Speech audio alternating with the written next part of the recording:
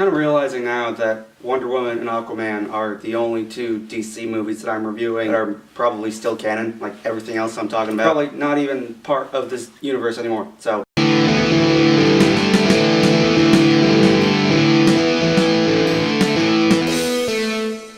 Wonder Woman. The Wonder Woman is a movie about Wonder Woman. She showed up in Batman v Superman, and now we have Wonder Woman to kind of explain who she is and where she was before the events of Batman v Superman. She was in World War I. She fought alongside with Steve Trevor, played by Chris Pine. She went out to stop Dr. Poison and General Ludendorff, all these bad German people. Pretty much the movie in a nutshell. And spoiler warning, all that jazz that I usually say when I do these reviews. I'm not gonna lie, the first 15-20 minutes of this movie, it's your typical origin story schlock. A lot of exposition, it's a lot of finding out who Diana is and the history of Amazon's culture, the politics, the reason why men essentially aren't allowed into the island. But I do like the history of Ares that you're getting in the beginning, and I do like the training montage of Diana coming into herself, finding out what she is. Like the part when Robin Wright is swinging the sword at her and she just blocks it and just releases this blast of energy that throws everyone to the ground. Very cool. And then she runs off and she sees Steve Trevor crash into the ocean, so she goes to rescue him, and then the Germans ultimately follow Steve Trevor. The fight breaks out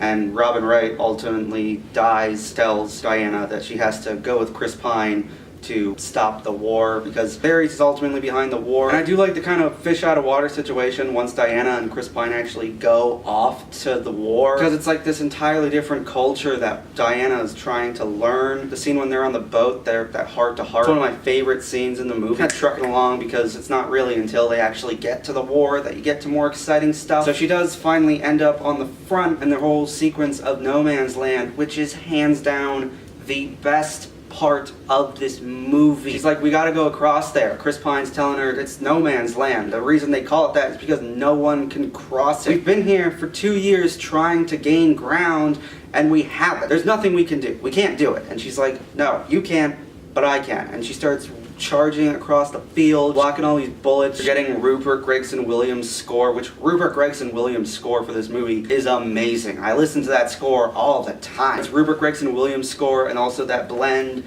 of the Hans Zimmer, you know, the Hans Zimmer riff where it's like so they get across no man's land, and now they're finally in the German occupied territory. So they go to Ludendorff. They're at the ball. Diana has the sword tucked away in her dress. She's full on ready to kill him. Steve Trevor comes in, stops her. Ultimately, by not killing Ludendorff there, he's able to launch gas bombs all the way to the village over, and people die. Diana takes that burden and she starts blaming herself, but then she realizes that Steve Trevor hadn't stepped in. She storms off and she finds Ludendorff in this base. They're loading up these gas bombs on this plane, and it's almost like Captain America the First Avenger. They're just gonna start dropping the bombs everywhere. She throws down with Ludendorff and she kills him, but the war doesn't stop. Everyone's still fighting, and that really confuses her. She's like, if you kill the god of war, you stop the war. So why is everyone still loading up this plane, getting ready to destroy everything? And then Steve Trevor, one of my favorite pieces of dialogue in the movie is Steve Trevor just arguing with her. It's like, maybe it's not anything to do with the god of war. Maybe it's just us. Maybe we just suck. Maybe that's why we always have to fight and beat each other's throats. Maybe that's the only reason. Maybe there's nothing more to that. Maybe there is no god of war. Maybe it's just how mankind is always going to be, and there's nothing you can do to change that. So he runs off. He's going to try to stop that plane, and then Diana turns around and she finds out that Professor Lupin ultimately is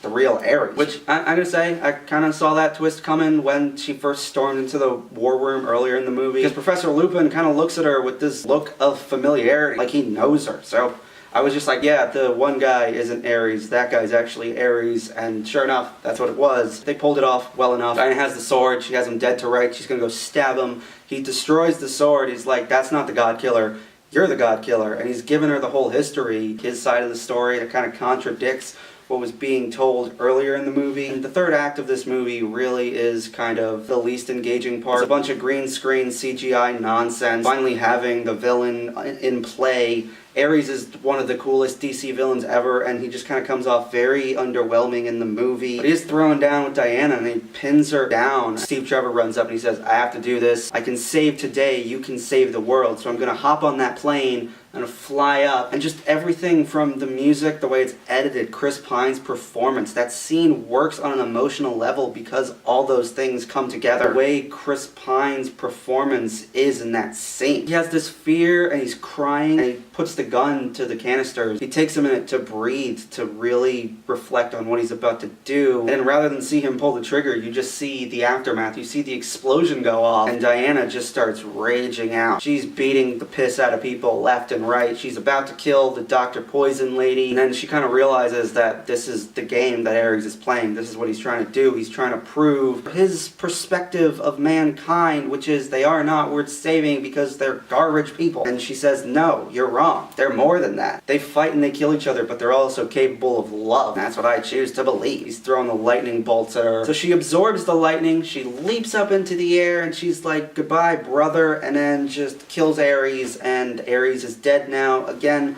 underwhelming villain, and he doesn't really get a very satisfying end. And once Ares is dead, everyone kind of comes to. They're like, oh, were we fighting a war? That part's also kind of cheesy. I'm not a fan of that. Cuts back to present day, and she's just kind of reflecting on that. Sends Bruce Wayne the email of, thank you for bringing him back to me.